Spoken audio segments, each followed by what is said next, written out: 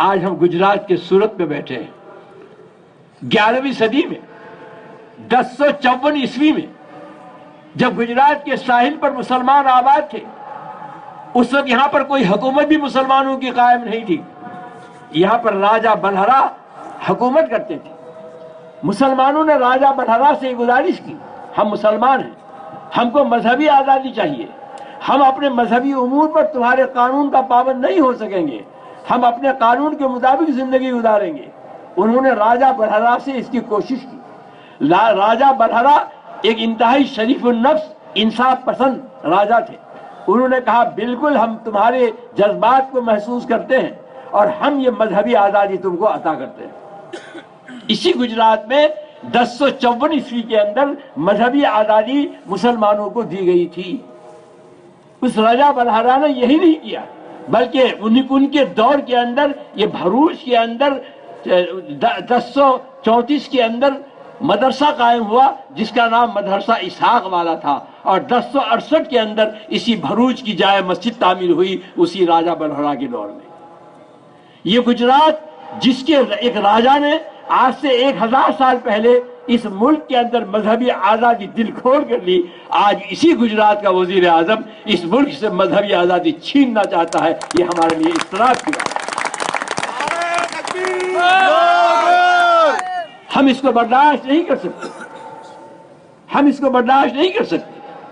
یہی مذہبی آزادی تھی جس کے لیے 1757 سے لے کر 1947 تک اس ملک نے یہاں کے تمام قوموں کے دوش بدوش, بلکہ 1757 سے 1758 تک صرف ہم نے صرف مسلمانوں نے, اور 1857 سے 1947 تک اس ملک کے تمام مذہب کے لوگوں نے اور تمام برادری کے لوگوں نے, تمام طبقات کے لوگوں نے, ہم سب نے مل کر کے اس ملک کو غلامی سے نکالنے کی کوشش یہ کی تھی. اسی لیے کی تھی کہ حضرت شاہ ولی اللہ رحمۃ اللہ علیہ نے 1731 کے اندر ہمیں متنبہ کر دیا تھا کہ انگریز کا جو انداز تیور ہمارے سامنے آ رہا ہے یہ صرف ملک پر قبضہ نہیں کرنا چاہتا بلکہ ہماری تہذیب پر قبضہ کر کے اپنی تہذیب مسلط کرنا چاہتا ہے. اس ملک نے اس کو برداشت نہیں کیا.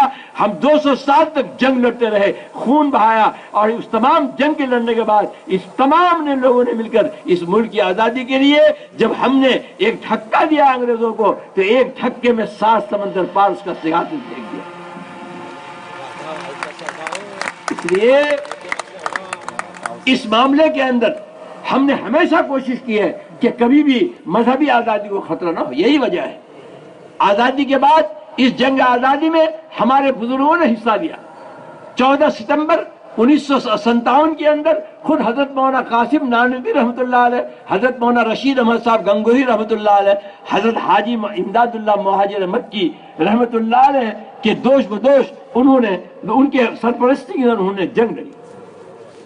1803 کے اندر جب حضرت شاہ عبدالعزیز صاحب رحمۃ اللہ علیہ نے انگریزوں کو نکالنے کے لیے فتویٰ دیا, ان کے خلاف جہاد کا فتویٰ دیا, تو پھر انہوں نے ایک لیبریشن موومنٹ قائم کیا جو پہلی تحریک تھی آزادی کی, اور اس کی قیادت کن کو دی؟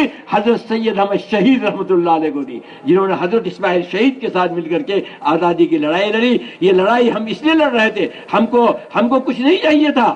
چنانچہ حضرت شیخ الاسلام رحمۃ اللہ علیہ کے پاس جب پدم بھوشن کا ایوارڈ اس حکومت نے پیش کیا کہ جنگ آزادی میں آپ نے بڑی قربانی دی ہے, یہ پدم بھوشن آپ کے لیے ہم لائے ہیں, تو انہوں نے یہ کہہ کر واپس کیا کہ حسین احمد نے آزادی کے جنگ میں اس لیے حصہ لیا تھا کہ اس ملک کے انسانوں کو غلامی سے نکال کر آزادی کے اندر لایا جائے اور اس ملک میں مذہبی آزادی دیا جائے. ہم اس ایوارڈ کے لیے ہم اس ملک کے اندر اس آزادی کے جنگ میں حصہ نہیں لیا.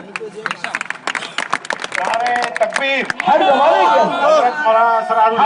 اندر اس ملک کے اندر مذہبی آزادی کے لیے کوشش کی گئی. اتنی بڑی لمبی قربانی کے بعد ملک آزاد ہوا.